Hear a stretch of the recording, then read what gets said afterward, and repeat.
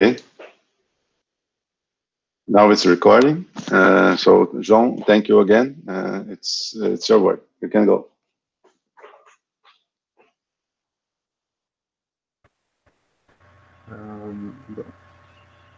Thank you, Professor Dennis. I will start my presentation about integration of production systems and reservoirs. Sorry, I will do my presentation in Portuguese. If you have some questions in English for our foreign students, please let me know. Okay, no problem. And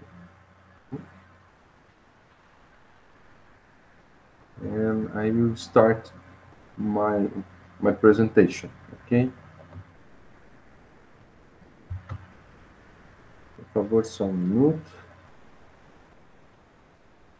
A apresentação parou.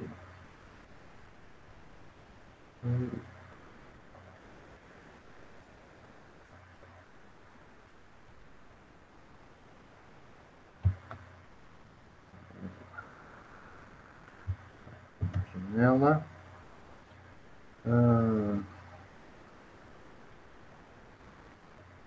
Então, novamente, bom dia a todos. Nós vamos conversar um pouco sobre a integração entre reservatórios e sistemas de produção. Enquanto eu compartilho minha tela aqui, que tive um probleminha. O que nós vamos conversar hoje está relacionado, em parte, com aquilo que vocês já têm visto na disciplina de simulação de reservatórios. Temos uma parte também relacionada com engenharia de reservatórios. Eu acredito que vocês estejam fazendo essa disciplina também. E nós vamos conversar um pouco sobre outros aspectos que estão relacionados, não só com a integração, o reservatório, mas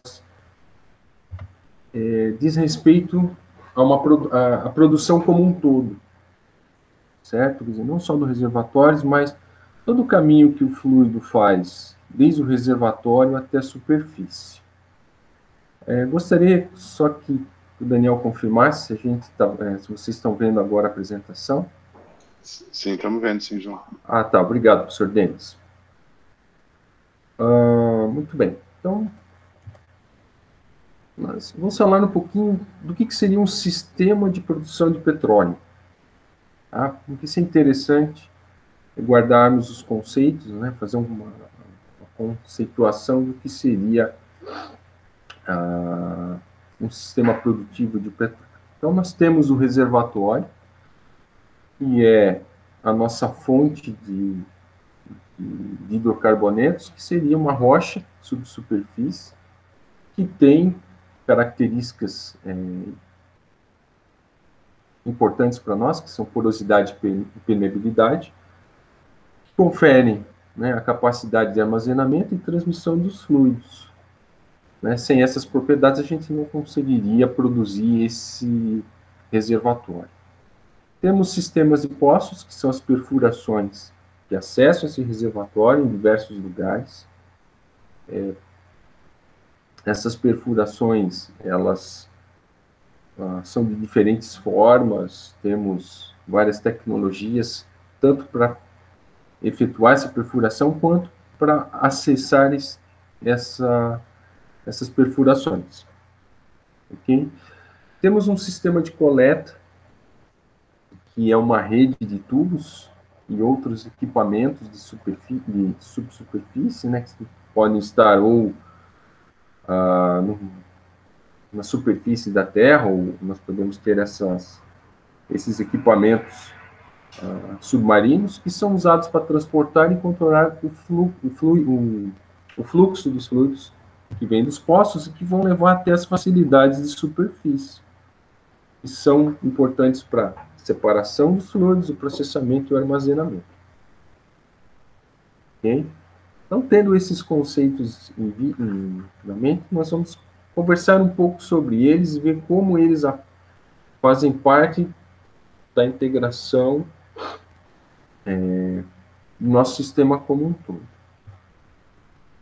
Então, fazendo, né, um diagrama assim, bem simplificado, mas para provocar em vocês quais são assim os elementos que fazem parte, qual é a física que está por trás desse sistema. Então, nós temos um reservatório, né, tendo a parte inferior, onde vai sair, onde nós teremos nossa acumulação no petróleo, vai alcançar uma tubulação, subindo, né, quer dizer, passando todo um segmento de camadas, depois passando por um sistema de linhas marítimas, chegando até a nossa plataforma. Então, gostaria de provocar vocês a tentar entender como esse sistema pode funcionar, qual é a física que está envolvida por trás desse sistema. Dá para perceber que são meios diferentes, que são elementos mecânicos diferentes. E o que, assim, em uma primeira análise, o que poderia estar envolvido, né, nesse movimento aí dos fluidos? Alguém gostaria de tentar arriscar, né, que física estaria envolvida dentro desse diagrama aqui, provendo a movimentação dos fluidos, do reservatório até a superfície?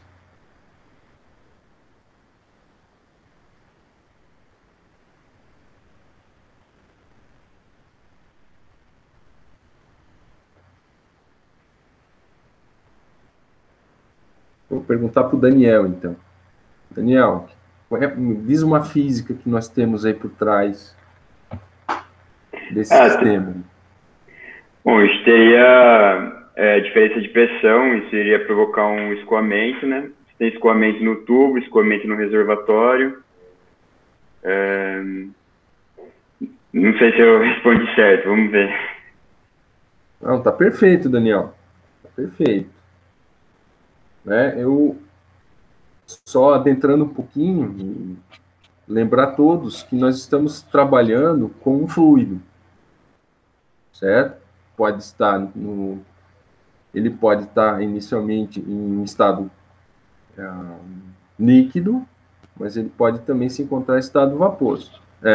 Perdão, vaposo não. Em estado vapor ou gasoso. E o que movimenta um fluido? Como é que nós conseguimos movimentar um fluido? É sempre através do diferencial de pressão. Então, essa é inicialmente a parte física que vai estar por trás de toda essa movimentação aqui. Então, nós vamos falar um pouquinho sobre isso, tá? No modelo integrado, vocês perceberam que há muitos elementos que compõem. Então, uma forma de nós tratarmos isso e conseguirmos verificar cada parte deles, nós vamos trabalhar matematicamente esse sistema, dividindo ele em partes. Aquilo que o Daniel comentou é que existe uma queda de pressão em cada parte, ao longo de cada parte, né? Então, essa queda de pressão, ela acompanha o caminho do petróleo e dentro do reservatório, subindo uma coluna de produção, atravessando a cabeça do poço, fluindo por linhas horizontais e verticais, entrando em separadores e outras instalações de superfície. Então, é importante ter isso em mente. Existe uma queda de pressão e nós depois precisaremos quantificá-la. E os componentes do sistema, eles são dependentes uns dos outros. Por mais que nós estejamos dividindo eles, existe uma dependência não só dessa queda de pressão, mas em qualquer ponto ao longo desse sistema, a quantidade de escoamento fluxo, que uma queda de pressão a montante nesse ponto, ele pode entregar para o sistema, né, está entregando, ele tem que ser igual ao escoamento, que a queda de pressão que vai estar ajusante desse sistema pode permitir. Então, assim, eu tenho que ter um balanço de massa ao longo de todo o meu sistema. Tá? Isso é uma condição que nós vamos levar né, essas duas condições, elas são levadas em toda essa nossa análise de modelo integrado. Tá? E aí a gente consegue avaliar cada parte dessas separada.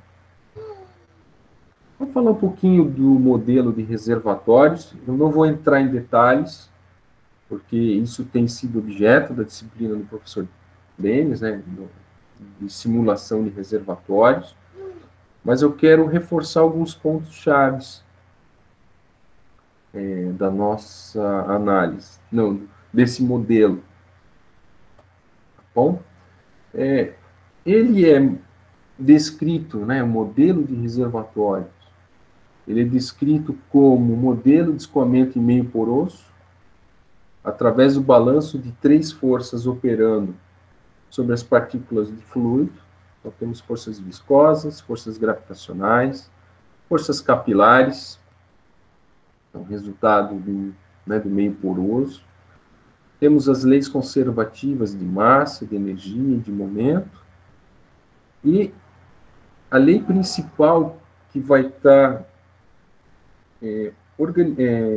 governando o escoamento do fluido dentro do reservatório, né, é a lei de Darcy, que trata do escoamento em meio poroso.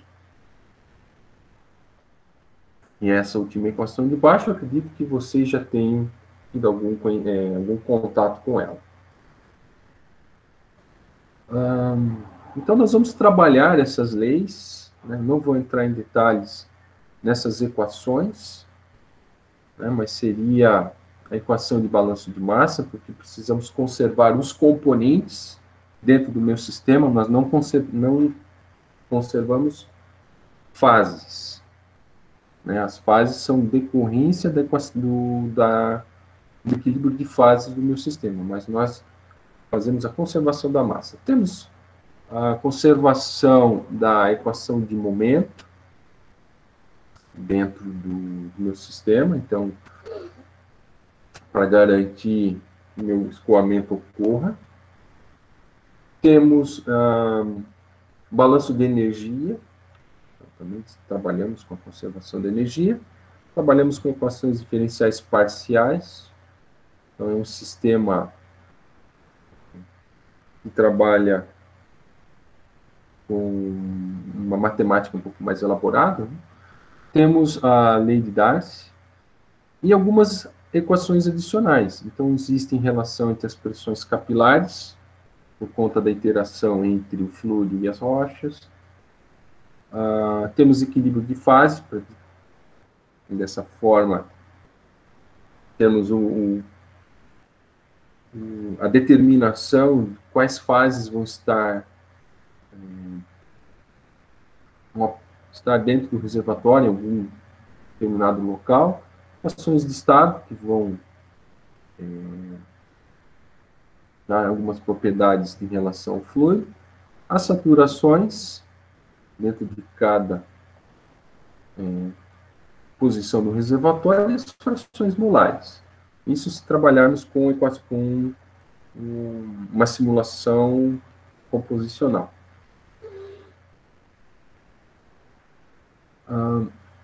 Como nós trabalhamos com o modelo reservatório, né? Vocês viram naquela figura anterior, o modelo reservatório parece um monte de blocos encaixados uns nos outros, né? Isso não é, vamos dizer assim, sem motivo. Nós discretizamos o nosso reservatório em vários blocos. Isso vai ser explicado com mais detalhes para vocês. Por quê? Nós trabalhamos com volumes de controle. cada bloco, né, ele é adotado como sendo um volume de controle para o nosso modelo de reservatório. Então, nós trabalhamos basicamente com equações com sistema isotérmico. É possível trabalhar com sistema não isotérmico, mas nós trabalhamos com sistemas isotérmicos, sem reações químicas. O que é interessante, nós tendo um volume de controle, nós vamos fazer o equilíbrio de massa do fluxo que atravessa superfícies de controle, nas 3 direções, e vamos correlacionar isso com o volume que é acumulado dentro do volume de controle. Então, essa é a equação básica do nosso modelo de reservatório. Então, a massa que atravessa as superfícies de controle, em cada direção, ela vai ser igual a um termo de acúmulo de massa dentro desse volume de controle.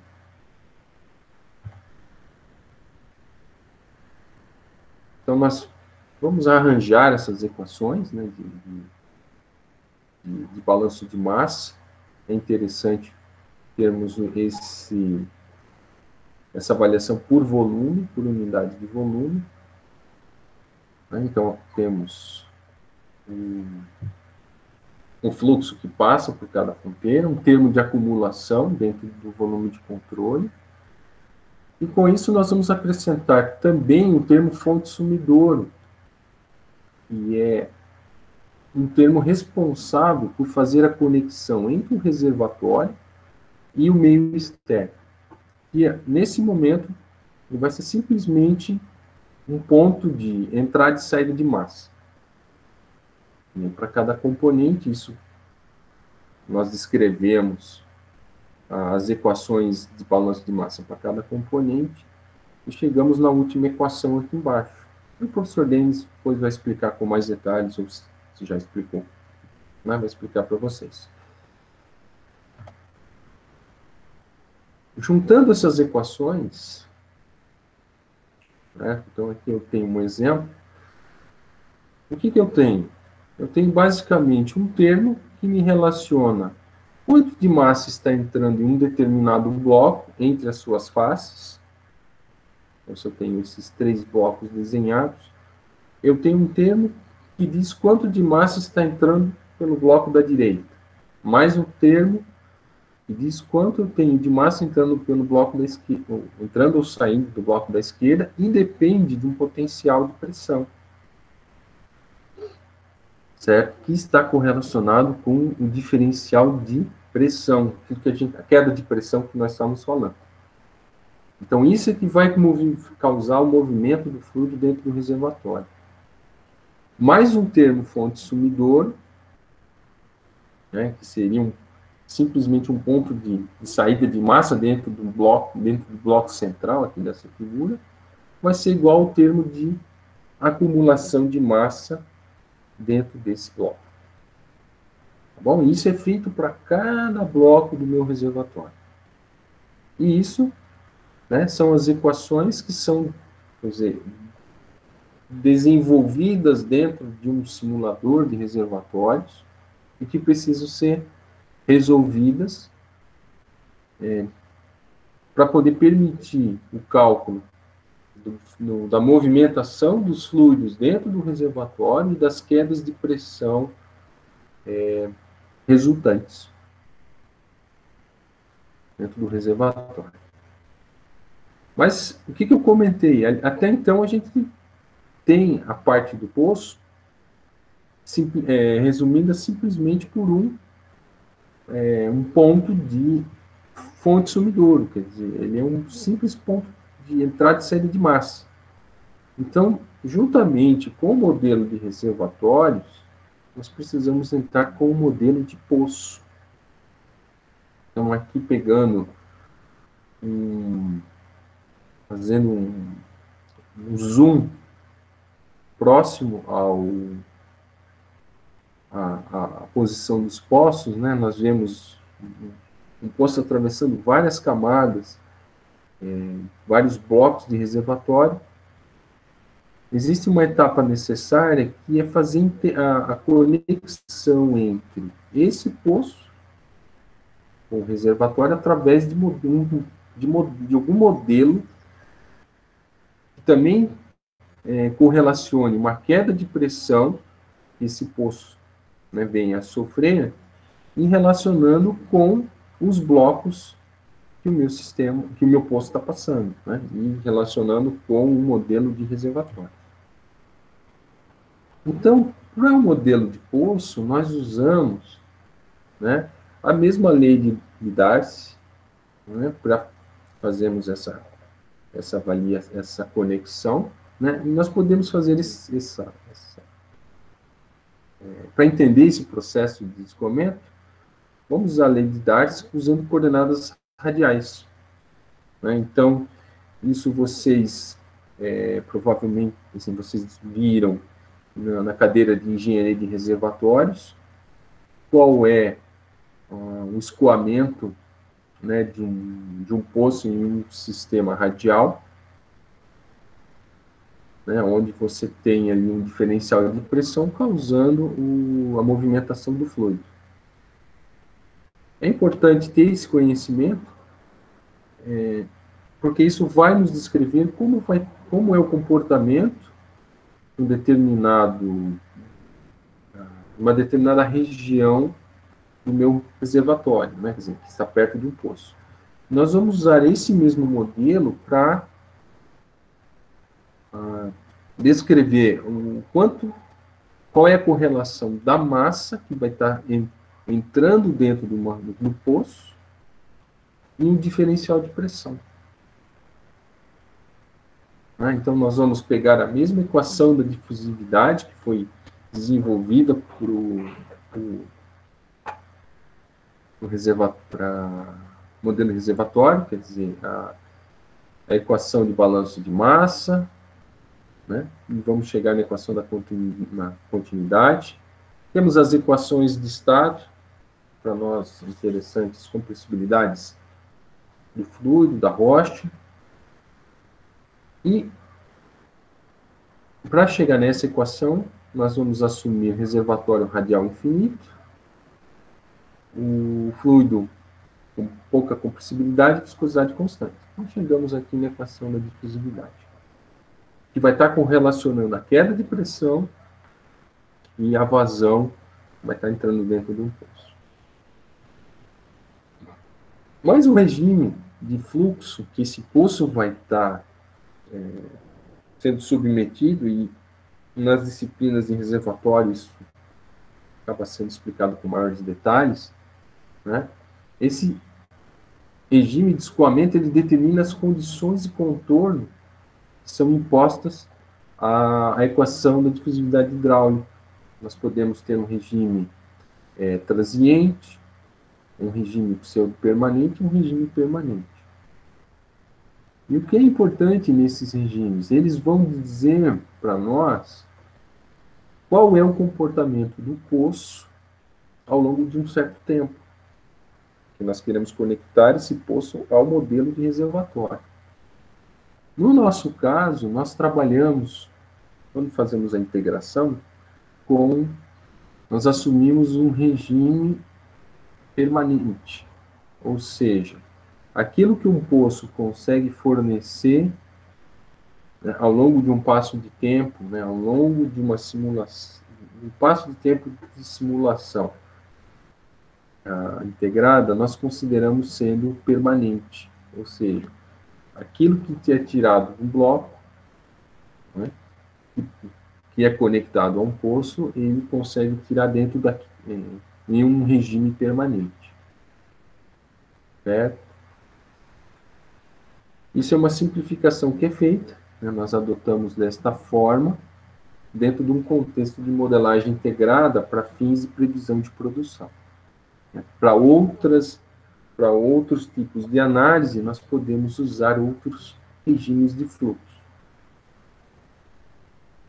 E nós vamos relacionar, né, a nossa vazão desse poço e a nossa produção, a nossa perda nosso diferencial de pressão ao longo do poço através de um índice, que é um índice de produtividade. É muito comum, né, esse conceito do pessoal que trabalha em campo, né, trabalhando no desenvolvimento e no gerenciamento de campos de petróleo, porque é uma estimativa da produtividade daquele poço em regimes de escoamento estabilizado.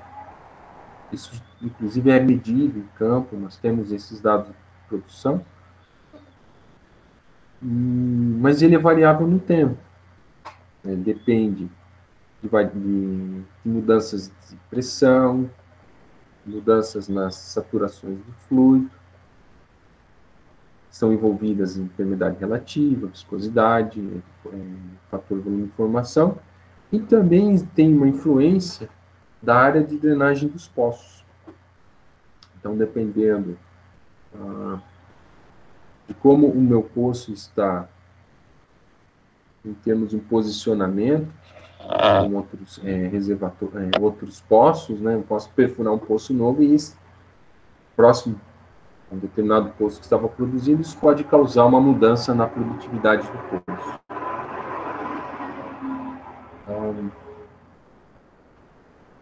Mas nós utilizamos alguns modelos para modelar o nosso poço. Então, existem alguns modelos já na literatura, como o FISMA. Temos outros modelos que vão fazer uma correlação entre as propriedades próximas, as propriedades do bloco do poço, ou do próprio bloco, propriedades de permeabilidade, propriedades vamos dizer assim, da forma do poço. Mas o que eu gostaria de passar para vocês é que, para ver a conexão entre o modelo de reservatório e os próximos modelos, nós precisamos incluir um modelo de poço. Em simuladores de reservatório, esses modelos já estão inclusos, tanto de reservatório quanto de poço. Tá bom? Estão inclusos e nós temos essas estimativas feitas internamente ao simulador. Né? Isso também vai ser falado para vocês na disciplina de simulação de reservatórios.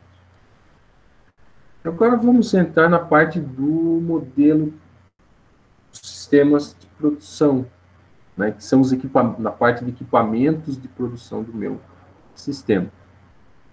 E pode ser algo como esse sistema aqui. Então, nós teremos tubulações que estariam abaixo, né, vamos dizer assim, do leito marinho. Então, tubulações vindo do reservatório até as árvores de Natal, que seriam equipamentos que estariam trazendo o fluido desde o reservatório. Depois, todo um sistema que estaria levando, através de linhas, né, estaria levando a produção dos hidrocarbonetos até uma plataforma. Como modelar isso? Então, vamos conversar um pouco sobre isso. Então, um sistema de produção, ele é composto por uma rede, isso não sei se, uma forma de organizar, né, assim, nós descrevemos um modelo de centro de produção. Ele é composto por uma rede de produção ou coleta o fluido dos poços produtores, né, e entrega esses fluidos para armazenamento, venda, descarte ou outro processo. Temos uma rede de injeção, injeta fluido dentro do reservatório para projetos de recuperação avançada de petróleo usando poços injetores. Nós podemos injetar óleo, gás, água, né? E essa rede ela pode ser usada também para armazenamento de fluidos ou descarte. E é composto por modelos básicos, que são modelos hidráulicos para escoamento multifásico com tubulações, e a rede de escoamento. Então, nós vamos ver esses modelos. Então, os modelos de escoamento multifásico em tubulações e equipamentos da superfície, eles são compostos por modelos específicos, que são os elementos básicos do meu modelo semi-produção. Em um regime de escoamento permanente, que é o que nós usamos nas integrações de longo prazo, o modelo hidráulico ele determina as pressões na entrada e na saída do meu modelo. E as vazões de escoamento dos hidrocarbonetos envolvidos. Por um determinado sistema de produção, né, esses modelos hidráulicos para cada elemento são conectados para formar uma rede de escoamento. Nós vamos ver que também não são simplesmente elementos que formam um elemento contínuo, mas eu posso ter em alguns momentos elementos que acabam se conectando. E a descrição matemática da queda de pressão total, dessa rede, é função do escoamento de cada elemento. Então, vamos ver isso aqui com mais calma agora. Vamos falar do modelo de escoamento multifásico. Então, é o modelo hidráulico para calcular o escoamento monofásico ou multifásico nas tubulações. Na universidade, geralmente nós temos o contato com modelos hidráulicos monofásicos. Então, é um conceito que eu acredito que todos tenham, que envolve, né, diferenciais de pressão, né, uma pressão na entrada de uma tubulação. Ela, ao longo de uma tubulação, vai sofrer influência de várias quedas de pressão até chegar na pressão na saída. Eu acredito que todos vocês tenham visto isso. Isso vai depender do quê? De perdas de pressão causadas por fricção ao longo da tubulação, por conta que nós não temos sistemas, vamos dizer assim, sem rugosidade, então existe, né, não existe nenhum elemento assim, então existe uma certa rugosidade, existe uma perda por fricção, que é um trabalho irreversível, nós não temos como reverter isso, é uma perda do meu sistema.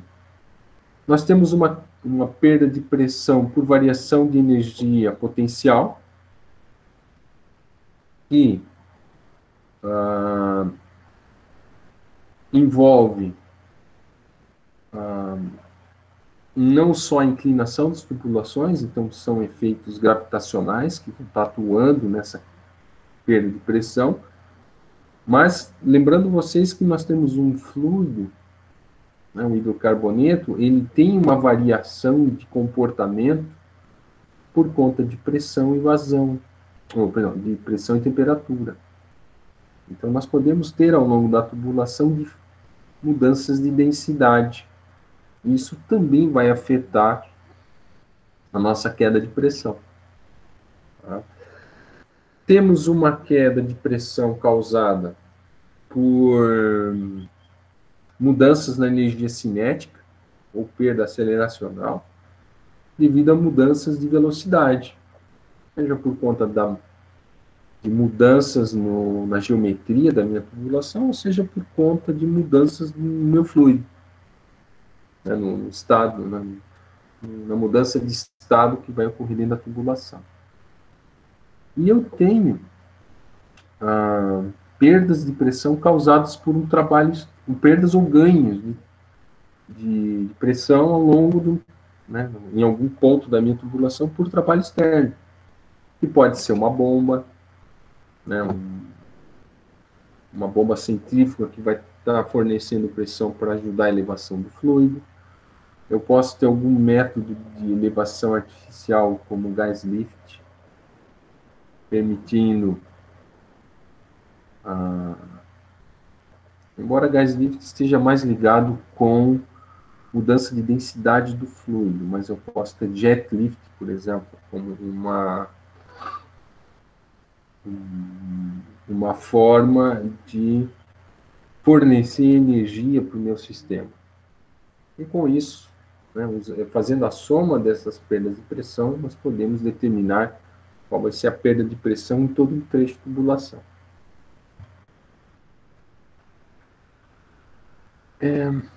Então, da mesma forma que fizemos com o reservatório, né, podemos escrever o modelo de escoamento de uma tubulação, que é o balanço de praticamente duas forças principais operando ao longo das partículas do fluido, que são as forças viscosas e as forças gravitacionais.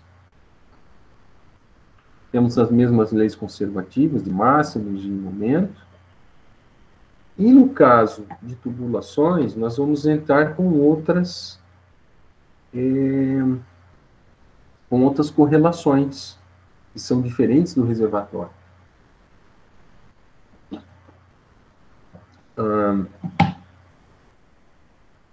Eu acho que uma primeira...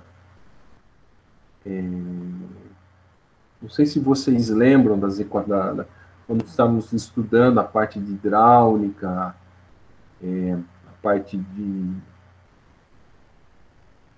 fricção nas tubulações. Todo o cálculo de fricção ele era baseado em análises empíricas. Nós não sabíamos qual seria o efeito de uma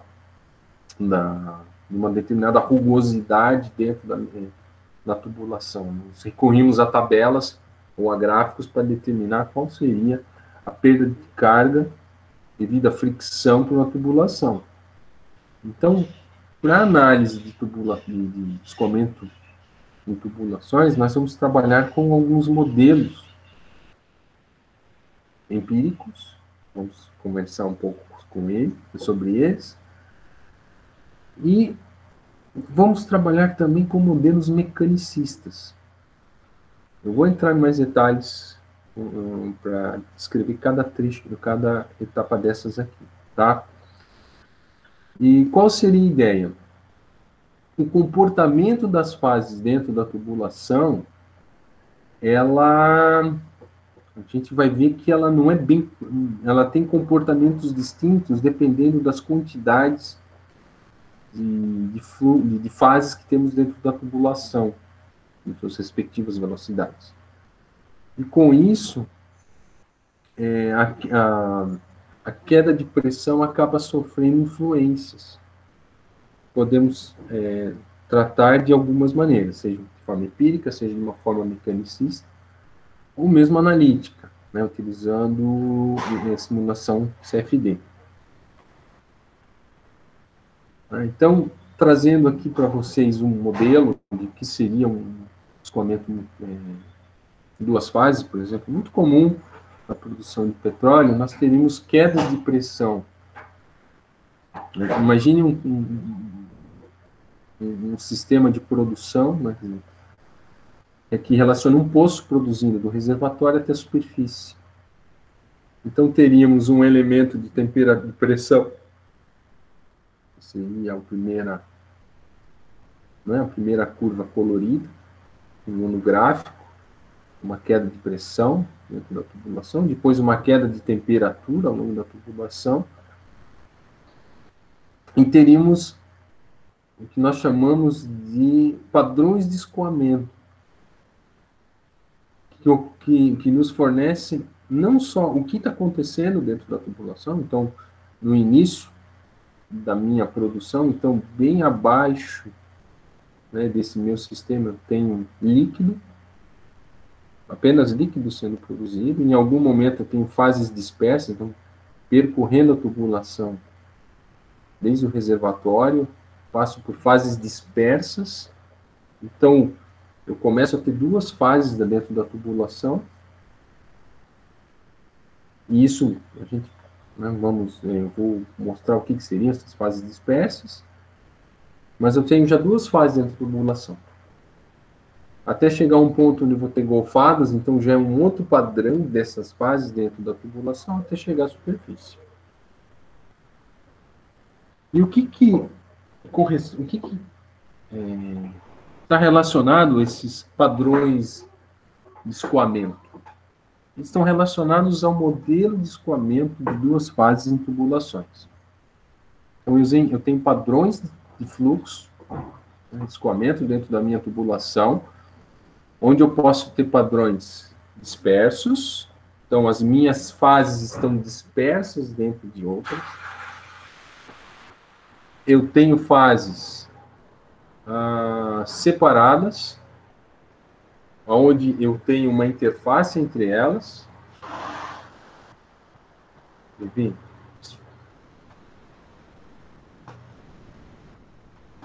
Só um minutinho, por favor. Fecha a janela. Outra. Assim.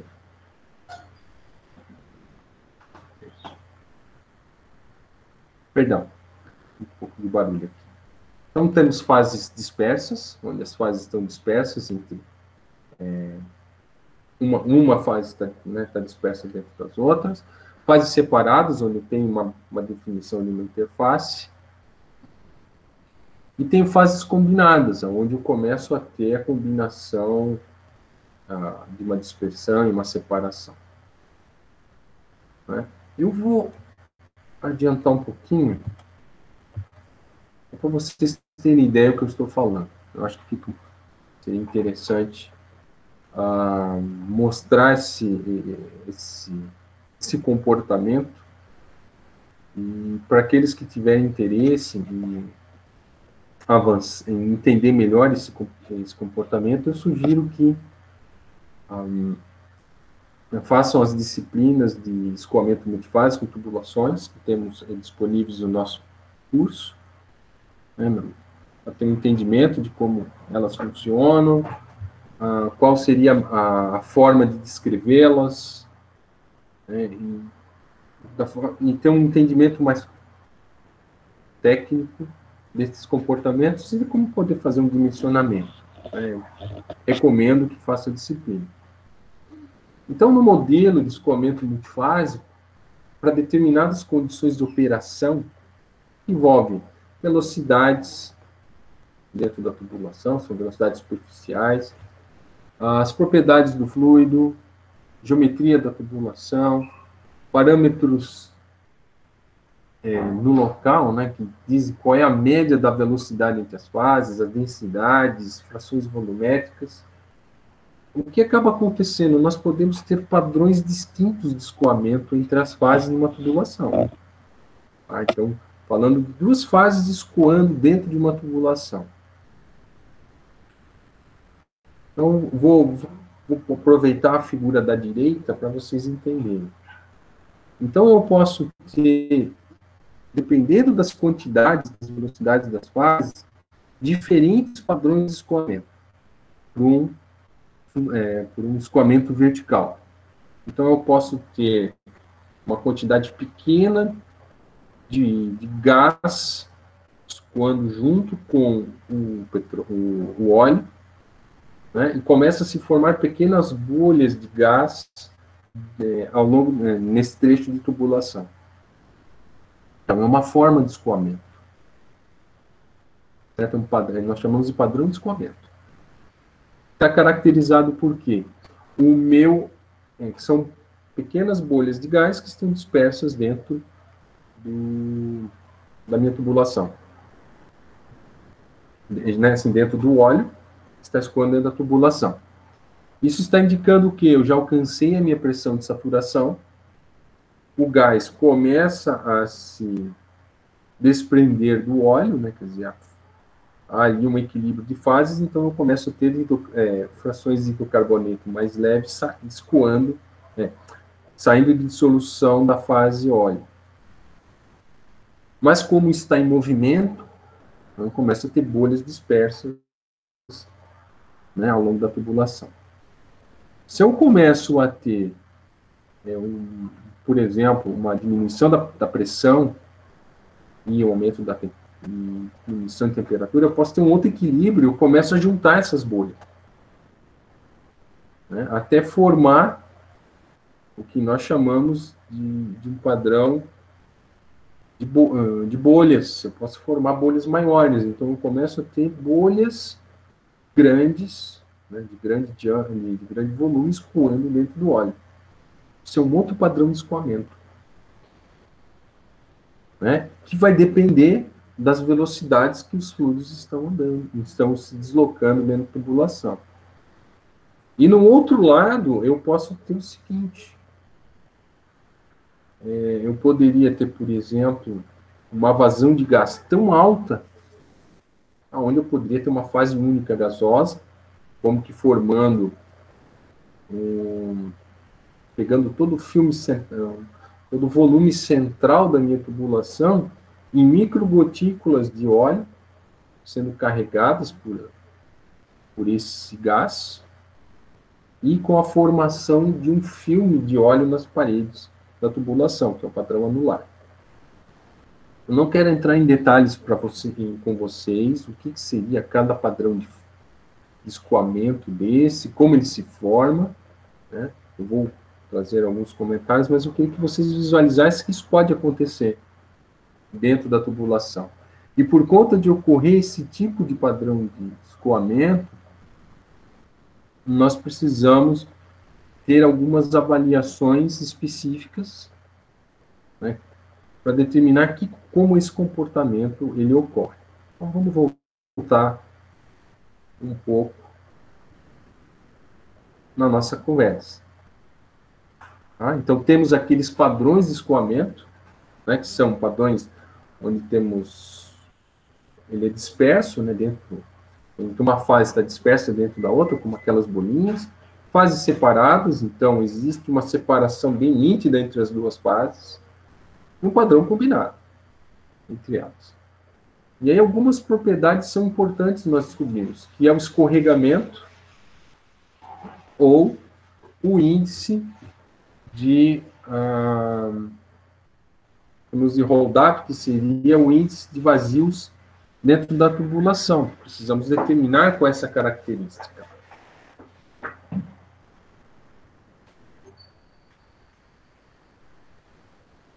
Nós temos também as características da tubulação, rugosidade, diâmetros, e tudo isso vai influenciar na nossa determinação do modelo de escoamento, né, de duas fases dentro da tubulação.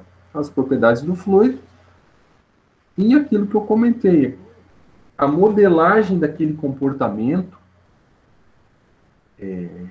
das fases, como é que eu consigo determinar o impacto o tipo do padrão de fluxo, como ele interfere na minha queda de pressão. Nós precisamos recorrer a alguns modelos, que são modelos cinemáticos, né, que podem ser tanto mecanicistas ou empíricos, ou um modelo de dois fluidos, que incorpora a dinâmica da interação entre as fases. Vamos falar um pouquinho deles, né, agora na sequência.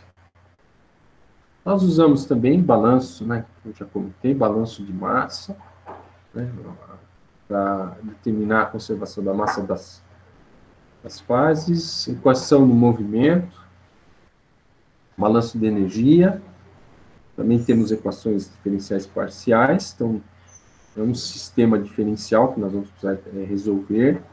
Se tivermos interesse de simular a queda de pressão ao longo de uma tubulação. E temos algumas equações adicionais, que é equilíbrio de fases, equação de estado, o padrão de fluxo e o fator de fricção.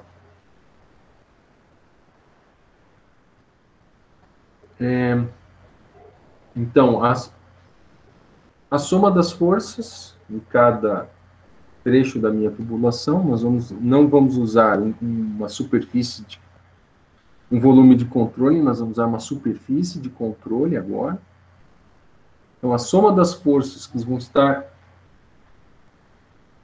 atuando sobre essa superfície de controle, ela vai ser igual a variação de massa, primeiramente, a um termo relacionado à variação do momento, do momento desse fluido, mais a variação da velocidade naquela superfície de controle. Como é um regime permanente, nós usamos essa formulação para integração de longo prazo. Basicamente, nós teríamos o quê? Um termo gravitacional, estaria relacionando a densidade do fluido e a inclinação dessa superfície de controle, menos uma variação de pressão ao longo, né, nessa superfície, mais uma força viscosa, que estaria relacionado com a viscosidade ao longo nessa superfície de controle, vai ser igual à variação do momento do fluido nesse elemento. E aí entramos com a força viscosa, que vai depender da rugosidade, né, da minha tubulação. E nós vamos obter usando a energia específica. Precisamos calcular qual vai ser a energia dissipada, né, nesse trecho de tubulação. Então, acredito que vocês lembram do diagrama de Moody, que correlaciona o número de Reynolds e um fator de fricção nossa tubulação. Entrariam outros elementos também, e seria qual é o tipo de escoamento que está ocorrendo na minha tubulação, né? Se é um escoamento laminar, se é turbulento, a minha rugosidade da tubulação. Isso continua entrando dentro da nossa análise de perda de carga de modelos de duas fases. E aí entra a questão que eu comentei com vocês, que é o padrão de escoamento que ocorre na minha tubulação. Dependendo de a quantidade de cada fase que tiver um determinado trecho da minha tubulação e das velocidades dessas fases, eu vou ter padrões distintos de escoamento. Existem formas de determinar isso, né, e isso faz parte, né, quer dizer, a consideração disso ao longo da tubulação é necessária para termos o cálculo da perda de carga ao longo da tubulação. Agora, entrando um pouquinho no modelo de rede. E por que é importante ver esse modelo de rede? Em muitos sistemas de produção, né, nós temos a definição de sistemas de poço, de coleta, sendo sistemas simples, nós chamamos de, costumeiramente, poços satélites, onde eu tenho uma linha que liga do fundo do reservatório até a superfície, até a plataforma. Então, eu não teria a interação de produção de mais entre poços, por exemplo. Cada poço ele estaria isolado dos demais poços. Mas existem elementos que são empregados em alguns cenários de produção de reservatórios, onde nós podemos ter a junção da produção de poços, né? Comumente chamamos de manifolds, que são elementos que agregam a produção de mais de um poço. Então, por exemplo, né, esse aqui seria um esquema onde eu teria poços produzindo elementos que estarão juntando a produção, né, para uma tubulação única. E assim, dependendo do sistema, isso pode ir por todo o meu sistema produtivo até chegar à plataforma. Então, o que seria uma rede de escoamento? Uma coleção de tubos, válvulas e outros equipamentos conectados em mais um ponto. São descritos por seus respectivos modelos hidráulicos. Então, cada segmento desse vai ter o seu modelo hidráulico correspondente. e são representados por uma rede. Então, agora nós formamos uma rede aqui, com, né, um conjunto de pressões, nós de pressão e vazão, interconectados por links, né, elos, né, que seriam esses pontos onde teria junção. E a resolução dessa rede também é conhecida como balanceamento da rede. Então, para cada ponto dessa rede, cada ponto de junção, eu preciso saber qual é a vazão e qual é a pressão. Esse balanceamento da rede, ele precisa encontrar o balanço de massa. Então, a massa que está escoando por todo esse sistema, né, ele precisa não só em todo um sistema ele ser a mesma massa, né, vai sendo somada em cada trecho, mas em cada nó, a soma das massas, né, do fluxo máximo de cada nó precisa ser igual a zero. Então, nós usamos uma regra similar à lei dos circuitos de Kirchhoff, é uma regra muito semelhante, aonde a massa que entra em determinada, a soma das massas que entram em determinado nó, ela tem que ser igual à soma das massas. Além disso, as pressões de entrada nesse nó, eles têm que ser igual às pressões de saída nesse respectivo nó, para permitir que eu tenha continuidade na minha queda de pressão.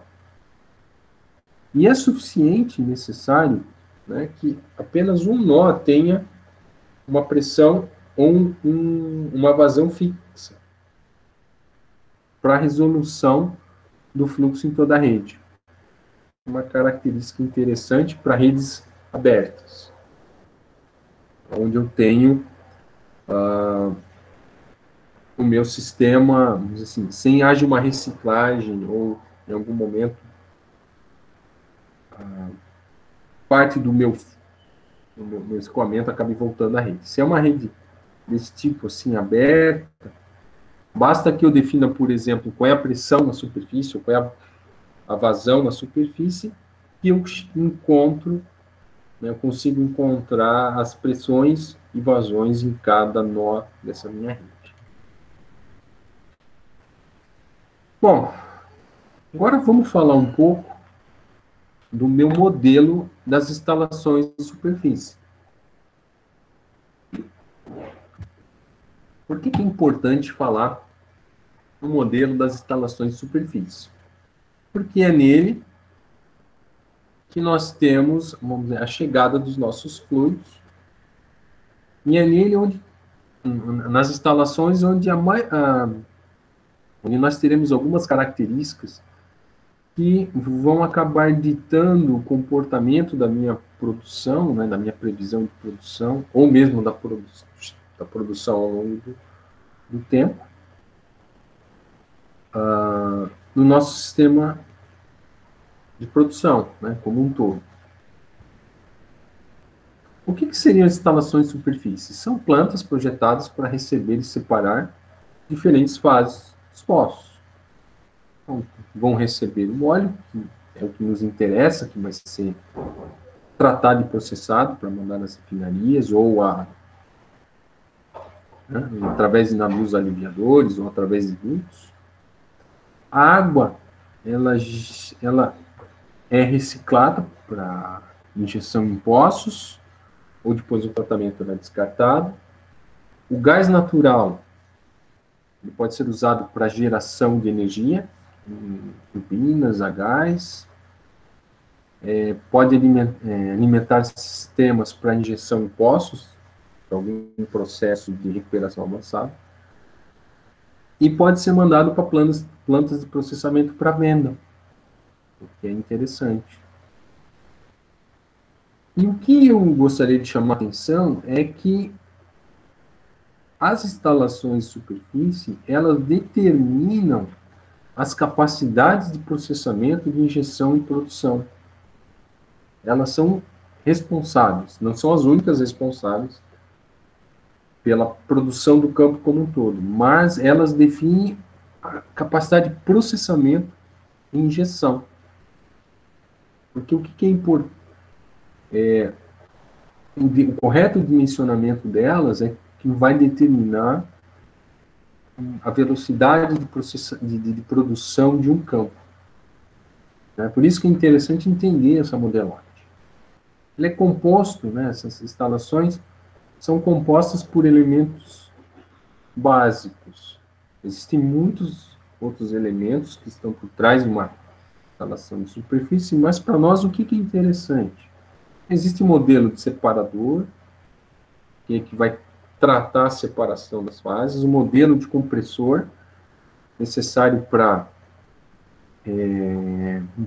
movimentar o gás natural, das bombas de injeção de água, são modelos específicos, e os modelos hidráulicos de tubulações em escoamento mono-multifásico, as mesmas equações que nós trabalhamos. O que é interessante em termos de conhecimento? Existe o processamento primário do petróleo, que é responsável pela separação das fases, onde temos vários estágios de separação de óleo, água e gás, que operam em série, de forma a eu maximizar a minha produção de óleo no processo de separação na superfície. Então, cada separador coleta a fase líquida da fase prévia, que opera uma pressão maior. E as correntes de vapor e líquido, vapor é o gás, o líquido é o óleo e água, são removidas do contato das outras, deixando o separador. Então, esse geralmente é um esquema que eu tenho na superfície que nos é interessante. Algumas vezes, em determinadas simulações de reservatórios, integrados com os sistemas de produção, nós modelamos esse processamento primário. Porque, na prática, nós não vamos trazer o óleo em uma tubulação até chegar à superfície e ser jogado diretamente num tanque da minha plataforma.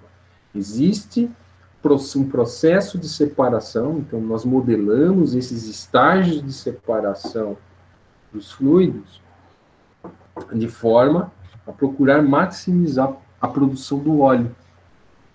E dependendo dessa composição de estágios, nós podemos ter uma eficiência maior na separação do óleo na superfície. Nós trabalhamos também, né, então, para modelar esse sistema com equações de balanço de massa, conservação de energia, conservação do momento para bomba e compressor, temos equações de equilíbrio de fase, equações de estado, e algumas informações que nos são fornecidas pelos fabricantes dessas bombas, né, desses equipamentos, que é o tempo de resiliência, que é o tempo necessário para que uma fase seja separada da outra. Isso vai depender do equipamento, então não é um dado experimental. E existe a eficiência de separação, que isso é relacionado com as propriedades que são medidas e fornecidas pelos fabricantes. Eu não vou entrar em detalhes no modelo de separador, porque para nós já começa a ser mais a título de conhecimento. Então eu vou trabalhar questões de balanço de massa entre as fases, líquido e gasosa. Mas o que é interessante, isso para nós, o dimensionamento desses equipamentos é que vai determinar o quanto eu vou conseguir separar dessas fases. E esse dimensionamento vai dizer para nós o quanto nós vamos poder produzir ao longo do tempo. Então, há um certo equacionamento em cima disso. Eu vou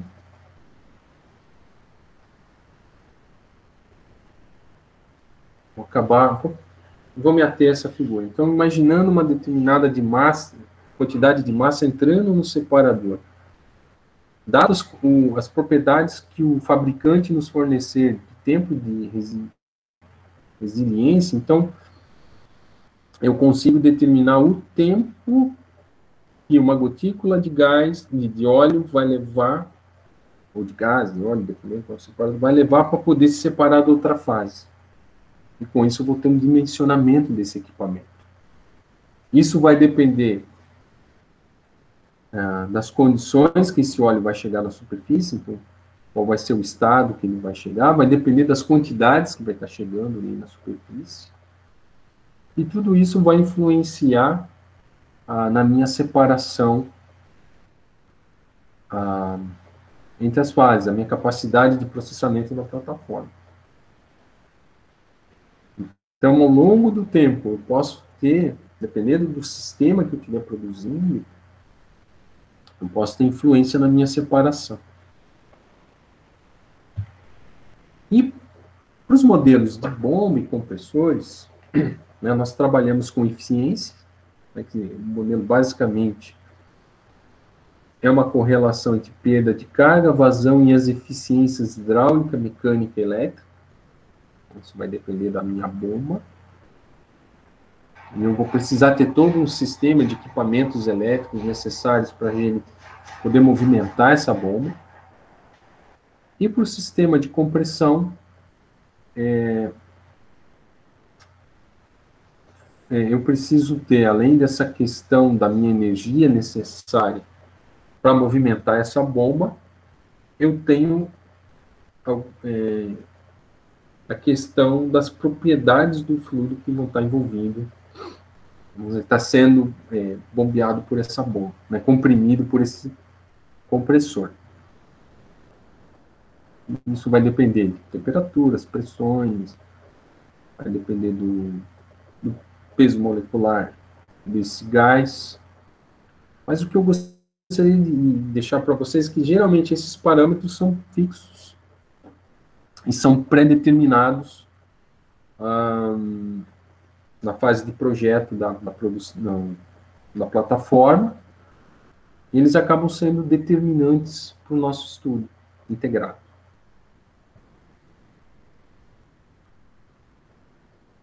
Então,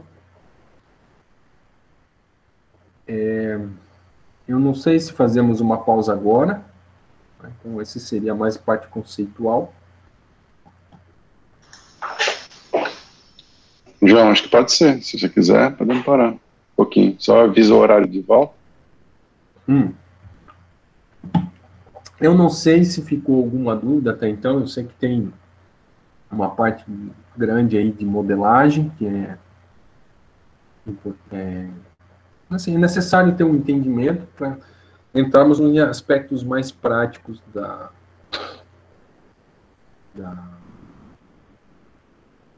integração. Não sei se ficou alguma dúvida, se alguém gostaria de perguntar alguma coisa. Eu imagino aí uns 10 minutinhos de descanso para a gente, se alguém tiver perguntas.